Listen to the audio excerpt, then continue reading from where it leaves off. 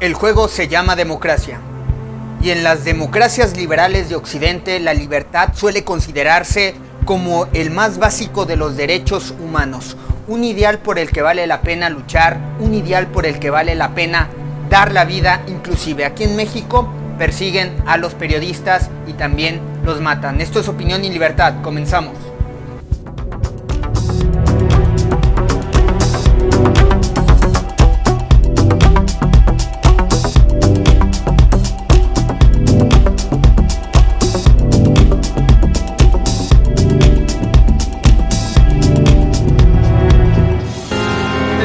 Capítulo de Opinión y Libertad, donde estaremos abordando diversas situaciones en torno al periodismo que existe en México, un periodismo que no tiene libertades ni tiene garantías para su libre ejercicio. La política, señoras y señores, la política es el instrumento por el cual tú puedes hacer la guerra sin derramar sangre. Es un medio para resolver conflictos sin recurrir a la violencia. Es el medio por el cual el diálogo es el instrumento para construir, para salvaguardar pocas diferencias o para salvaguardar muchas diferencias. Es un mecanismo para generar acuerdos y consenso en la población. Es un acuerdo general. Y el único acuerdo general que tenemos en una sociedad abierta políticamente es el que sirve para tolerar la diferencia. Y en este sentido, la política es un arte, pero muchas cosas pueden venir a contrarrestar o a complicar que la esencia se lleve a cabo o se geste en escenarios de democracia. El juego se llama democracia, como en un principio lo dije. El juego se llama democracia. Y en las democracias liberales de Occidente, la libertad suele considerarse el más básico de los derechos fundamentales del individuo. Dado que el desacuerdo es la esencia de la política y la contradicción también de la democracia, no haría justicia si nosotros no ponemos sobre la mesa lo que está sucediendo aquí en México, donde queremos salvaguardar el gran valor que se le atribuye a la libertad, porque la libertad es un gran indicativo de numerosas batallas enconadas que se han librado en el territorio global para conseguirlo. Desde las iglesias que estaban luchando, que estaban dispuestos a matar para defender sus ortodoxias, sus ideologías, su libre consenso de poder difundir sus religiones a la población. También la lucha que ha existido contra los monarcas, la lucha que ha existido contra la opresión racial, contra las mujeres, contra los disidentes políticos, contra la esclavitud, contra el prejuicio, contra la ignorancia y contra miles de cosas más que han venido a frenar los derechos fundamentales de todos los individuos que tenemos garantías de disfrutar la vida, de ser felices aquí. El caso de Carmen Aristegui. Vamos con estas imágenes que relatan una cronología de lo que ha venido sucediendo, de las contradicciones, de las mentiras políticas y del falso ejercicio y defensa de la libertad que ocurre en nuestro país. Se estará decidiendo qué historia vamos a escribir en las siguientes décadas. Es así de sencillo y así de trascendente.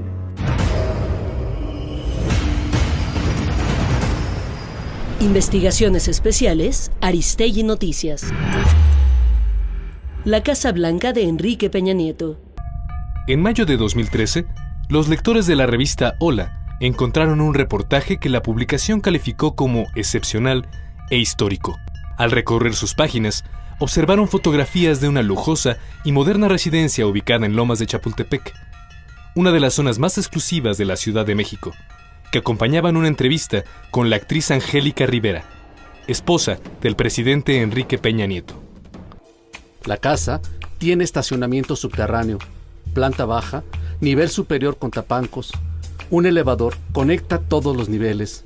El jardín tiene terraza techada. La planta baja tiene piso de mármol. Hay 6 habitaciones para sus hijos, mientras que la habitación principal tiene vestidor, baños y spa. El color blanco cubre toda la casa, la cual tiene un sistema de luces para crear ambientes. Puede tornarse rosa, naranja o violeta. Las fotos de la residencia se exhiben en el portal www.aragones.com.mx. Noticieros.mx con el título Casa La Palma.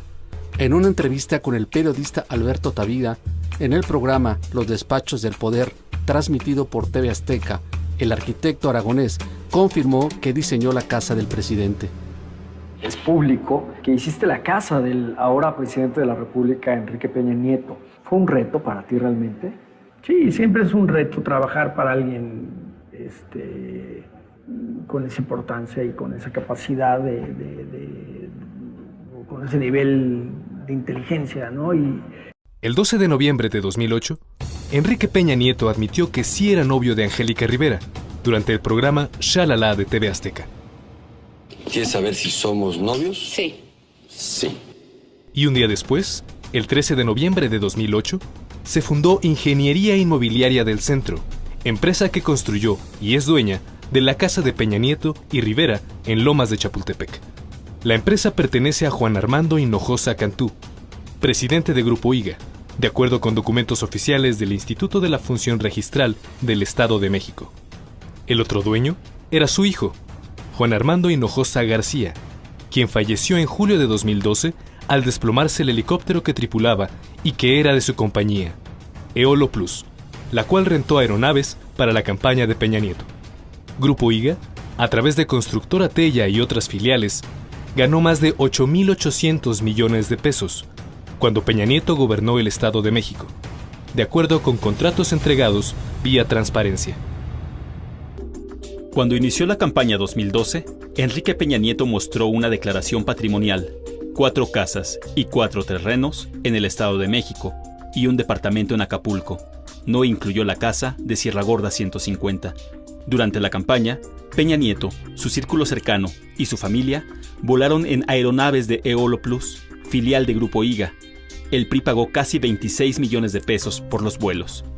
El 1 de diciembre de 2012, cuando tomó protesta como presidente ante el Congreso, Peña Nieto y su familia salieron de la mansión ubicada en Paseo de las Palmas 1325, en Lomas de Chapultepec, la cual es propiedad de Angélica Rivera y está a espaldas de la casa de Sierra Gorda 150.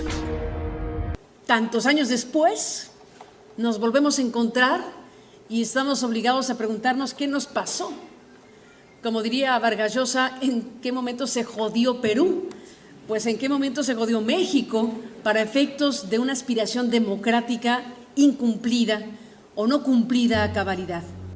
Si queremos recuperar la confianza ciudadana, todos tenemos que ser autocríticos. Nosotros, como sea y donde sea, seguiremos haciendo nuestro trabajo. Este equipo del que formo parte tiene claro que esta batalla no es solo por nuestra libertad, es por la libertad y los derechos de los ciudadanos a estar informados, a tener espacios libres e independientes, a no ver con contemplaciones al poder, y de eso se trata esta historia y de ella queremos ser parte. Tenemos que vernos en el espejo, empezando por el propio presidente de la República.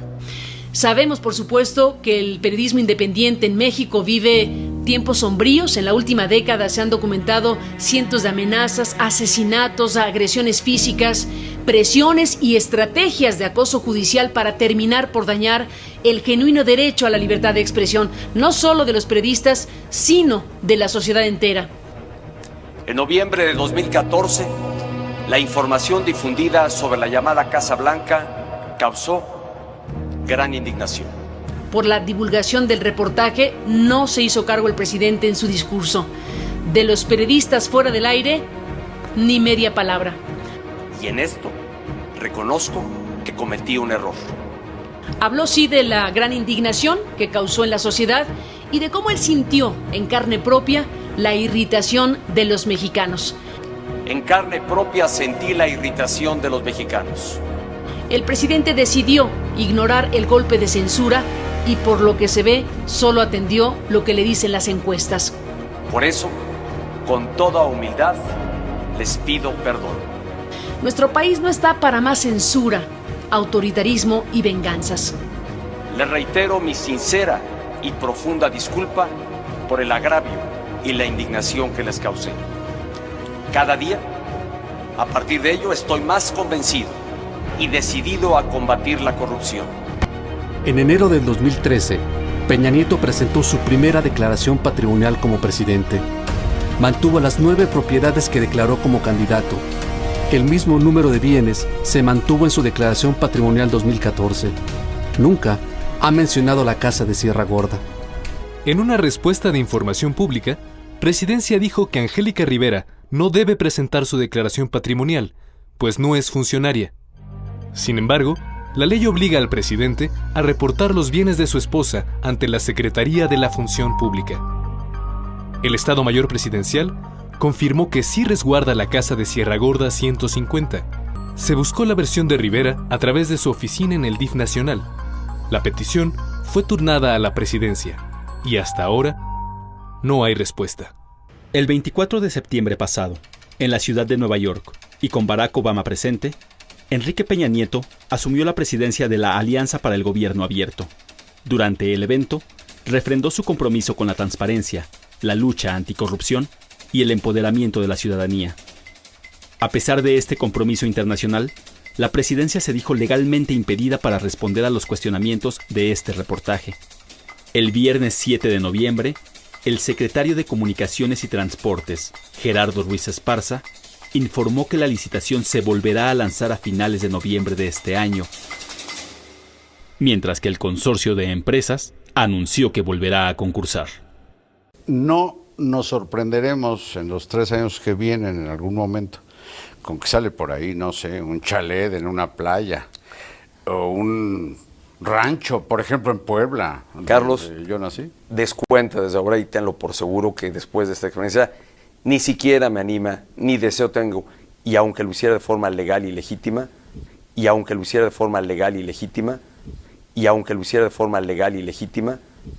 por ahora, de adquirir algo. En un evento de la Fundación Clinton en la Universidad de Miami, el expresidente norteamericano Bill Clinton se refirió a la llamada Casa Blanca en México. Esa casa, valuada en $7 millones, es financiada por un ex contratista del gobierno mexicano a la esposa del presidente Enrique Peña Nieto. Bill Clinton, en una entrevista con Univisión, le pidió a Peña Nieto que sea transparente y elimine cualquier conflicto de interés. Esto dijo en la entrevista. Hacer lo que tenga que hacer para continuar haciendo su trabajo. Pero creo que el tema más importante a resolver es la corrupción dentro de cualquier país donde aún exista ese problema. ¿Cómo obtuvieron esa propiedad y por qué fueron acusados de conflicto de intereses? Es el tema del libro La Casa Blanca de Peña Nieto. 2 de los periodistas autores del libro, Daniel Izárraga y Sebastián Barragán, nos acompañan desde la Ciudad de México. Acabo de terminar el libro, ciertamente es un libro indispensable para entender cómo funciona la corrupción en México. Es un asunto no solo de la corrupción, sino de la impunidad sistémica. Y esa investigación de la Casa Blanca, pues efectivamente mostró una circunstancia que no han podido explicar cabalmente las autoridades mexicanas, porque la explicación que se ha dado en voz de la propia primera dama de México, en mi caso, no resulta suficiente ni convincente. Fue construida con un contacto que tenía directamente la ahora presidente de la República, diseñada a su gusto y financiada también a sus particularidades. Si algo se relata en el libro es precisamente que la casa, de alguna forma intentaron decir que era de Angélica Rivera, pero cada paso, cada prueba del libro apunta a que la propiedad finalmente era del presidente Enrique Peña Nieto. Efectivamente, Angélica Rivera, la esposa del presidente Peña Nieto, dijo lo siguiente al tratar de defenderse. Ante todas las acusaciones que han puesto en duda mi honorabilidad, yo quiero dejar muy claro ante todos ustedes, los mexicanos, que yo no tengo nada que esconder, que yo he trabajado toda mi vida y que gracias a eso soy una mujer independiente, que he sido capaz de construir un patrimonio con honestidad y con todo mi trabajo. Es decir, primero se compran los terrenos, empieza la casa, la diseñan al gusto del presidente, al gusto de ella, la adecúan a sus necesidades y 1 año y medio después Televisa le paga. Eso es un simple cruce de fechas. Y el otro asunto importante es que ella... Ahí hay un documento que son 2 meses después, en marzo del 2012, si no me equivoco, ella hace el primer pago. Esto quiere decir que son casi 2 años después de que empezó la construcción de la casa, cuando ella hace el primer pago, suponiendo sin conceder, aunque fuera de ella, pues si eso no es un tráfico de influencias o ante qué estamos. En lo que sin duda son aseveraciones imprecisas y carentes de sustento. Pero dejemos que con información y con documentación correspondiente pueda hacerse un esclarecimiento sobre este tema. Y meses después encarga al ministro Virgilio Andrade para que investigue a él y al secretario de Hacienda. Al final, Virgilio Andrade, todos sabemos, concluye de que el caso está legalmente cerrado y que no hubo tráfico de influencia, Sebastián. Bueno, el presidente dijo que había imprecisiones. Yo te digo una cosa, ha pasado un año de la investigación. Desde ese momento nadie le ha podido mover una coma al reportaje. Yo creo que sí. Me parece que lo que no querían es que se supiera la existencia de la casa. La Casa Blanca de Peña Nieto, Premio Gabriel García Márquez, Premio Nacional de Periodismo, Premio de la Iniciativa para el Periodismo de Investigación en las Américas. Un libro imprescindible para entender lo que está pasando en México. Enrique Peña Nieto, presidente de México, pidió perdón esta semana por el tema de la Casa Blanca. Se refería a la investigación en la que participaron los periodistas Rafael Cabrera, Sebastián Barragán, Irving Huerta y Daniel Izárraga, con la cual se dio a conocer la existencia de una lujosa mansión en posesión del mandatario mexicano y de su familia, resguardada por el Estado Mayor Presidencial. La Casa Blanca fue construida y financiada por Juan Armando Hinojosa Cantú, el empresario que ha visto crecer su fortuna a punta de contratos obtenidos durante los gobiernos de Enrique Peña Nieto. En el registro oficial se encuentran por lo menos 22 contratos de Grupo IGA con el actual gobierno federal. En el Estado de México, las filiales de Grupo IGA ganaron contratos por más de 8,000 millones de pesos cuando Peña Nieto era gobernador. El presidente señaló que cometió un error con la Casa Blanca, que afectó a su familia, que lastimó la investidura presidencial y que dañó la confianza en el gobierno. Así nomás. En cualquier otro país, con un verdadero Estado de Derecho, se hubiera realizado una investigación independiente, un impeachment o un juicio político y muy probablemente el mandatario se hubiera visto obligado a renunciar. En México no. En México el presidente sigue en funciones y los periodistas que participamos en la investigación de la Casa Blanca y alentamos el debate sobre sus graves repercusiones, fuimos echados del aire de la radio mexicana. Sabemos que no regresaremos a ella, o no por lo menos hasta que se acabe este sexenio. En las últimas semanas se han acumulado en nuestra contra varias demandas judiciales que ya llegan a niveles insospechados. En México, el presidente pide perdón por la Casa Blanca y a los periodistas que la investigaron se nos acosa judicialmente. Se nos amenaza con causarnos un daño patrimonial y se pretende imponer una mordaza para expresar nuestras ideas. ¿De qué perdón estamos hablando, presidente Peña Nieto? ¿Cuál es el verdadero alcance de sus palabras? Pide perdón por la Casa Blanca, pero se sigue persiguiendo a los periodistas que la investigaron. Pide perdón por la Casa Blanca, pero no cesan los ánimos de venganza. Señor Peña Nieto, comprar casas de contratistas y luego darles millones de dólares en contrato, eso es corrupción, por eso tanta gente quiere su renuncia y no nos vamos a callar. Señor presidente, deje de mecer esa cuna. Que no lo dude nadie. Esta batalla es por nuestra libertad.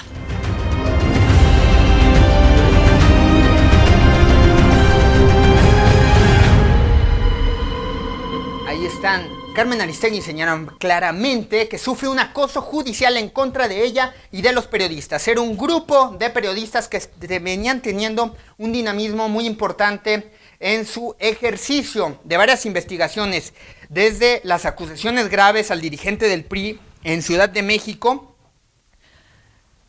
donde desmantelan una red de corrupción, de trata de blancas, donde el dirigente del PRI era el capo mayor de este tipo de atrocidades. Y obviamente el caso de la Casa Blanca. Y viene un discurso de autocrítica al interior del partido, renuncia Manlio Fabio Beltrones y el nuevo dirigente del PRI, Enrique Ochoa, dice que van a ser autocríticos y que van a defender los intereses del pueblo contra el gobierno y que le van a exigir al gobierno que les dé parte al partido de las acusaciones que tengan o del mal ejercicio del poder que estén teniendo, pero no tienen alcance. Entonces, como ustedes vieron en el video, el 18 de julio del 2016, el presidente asume nuevamente este error de haber ejercido actos, pero en un marco de enunciarle a la población de no estar haciendo cosas buenas que parezcan malas, porque el presidente ya lo dijo varias veces, no hay conflicto de intereses, no hay corrupción en esta compra de la Casa Blanca. Y en el marco de esta promulgación del paquete legislativo en contra de la corrupción, a la par de la renuncia del encargado de haber investigado esto, del titular de esta investigación, Virgilio Andrade, el presidente reconoció que este caso cometió un error que dañó la confianza en el gobierno. Y es interesante mencionarles que México es el país que está en último lugar en América Latina de aquellos países que están de acuerdo a su satisfacción respecto a la democracia. México es el último país, el último lugar que tiene a una sociedad que está inconforme con su democracia. Y eso se puede traducir a que la sociedad no se ve representada a través de los funcionarios en el gobierno, a través de aquellos a los que una pequeña parte de la población les destinó su voto para que ejercieran un cargo público.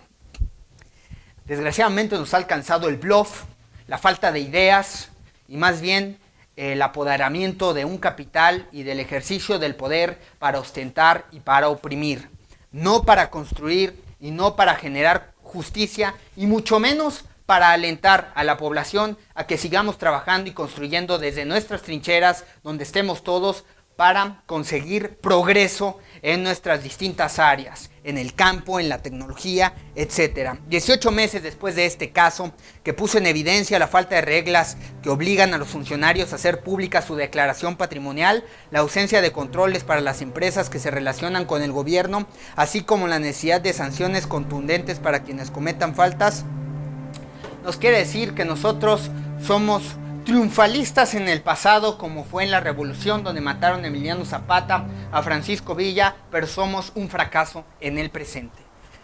Carmen Aristegui dice que una vez más se ve cómo los hilos del poder se extienden hasta un empresario en los medios de comunicación que han sido partícipes de la maquinación para expulsar a todo un equipo de periodistas del aire y desatar una andada judicial en su contra. De manera extraña, ese lunes el presidente Peña Nieto hizo un homenaje involuntario a la periodista Carmen Aristegui. Ustedes pueden consultar los videos, las palabras del presidente Enrique Peña Nieto, que hace una omisión absoluta a todos estos periodistas y a la encargada Carmen Aristegui. No la puso en el centro de su discurso, sin embargo, al omitirla lo hace. ¿Es venganza o es perdón? Los actos dicen que es venganza. Simplemente se está tratando de llamar a un sector de la población para de alguna manera estar engañando o maquillando una situación que no lleva a los hechos a garantizar libertades fundamentales. Porque en el ejercicio de las audiencias se destruyó, se quitó el contenido y también el trabajo de esta periodista que da una gran audiencia a la empresa y por lo tanto era un gran negocio. Entonces vienen aquí distintas variables que hacen que este escenario sea totalmente una situación contradictoria entre los intereses de un empresario, entre los fundamentos y el deber del gobierno y del ejercicio de una periodista. Quieren eliminar el prólogo del libro de la Casa Blanca de Enrique Peña Nieto y prohibir su distribución, prohibir su réplica, prohibir que se enuncie en televisión, en conferencias, etcétera. Quieren eliminar esto de la historia cuando está prohibido por diversos fundamentos que ya iré señalando. Está prohibido mutilar a un libro por parte de la Convención Americana. Tú no puedes mutilar a un libro ni prohibir su ejercicio, porque al final de cuentas es parte de lo que promueve el debate, es parte del ejercicio libre de cada individuo de sacar sus propias conclusiones. El juego se llama democracia y el propio gobierno, que se vale de la democracia, no lo quiere hacer respetar. Si la verdad está ahí, evidente a todos, la población sacará sus conclusiones de que se está atacando simplemente por un ataque vil, mezquino de parte de los periodistas y no de realmente señalar un acto de corrupción. Pero no ha sabido comunicar el equipo de comunicación del presidente Enrique Peña Nieto, ni mucho menos él. Esta es una nueva instrucción de parte de estos asesores que tiene el presidente de enunciar, pedir perdón, para de alguna manera mostrar humildad, pero no se logra porque lo que está diciendo el presidente Enrique Peña Nieto es que entendimos mal las cosas y que es entonces nuestra culpa.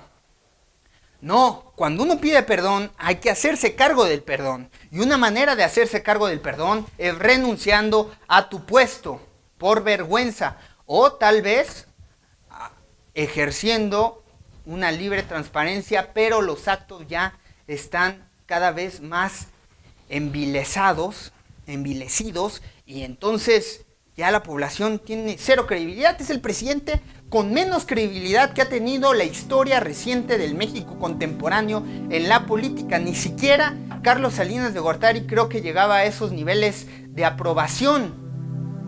En cualquier otro país, incluso en la serie House of Cards, el presidente está obligado a renunciar por sospechas y especulaciones.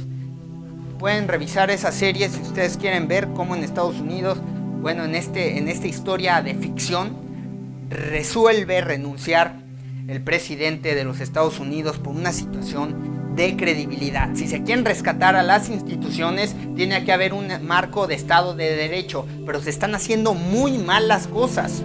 En Alemania, en México, tú puedes comprar libremente las ideas de Adolfo Hitler con el libro Mi lucha. En Alemania lo replican por un deber de garantizar la libre expresión. No puedes mutilar un libro. Hay que alimentar el debate, aunque es necesario para nuestro país y para la democracia. México se encuentra en el último lugar de satisfacción sobre democracia en América Latina, y esto son datos del propio Instituto Nacional Electoral.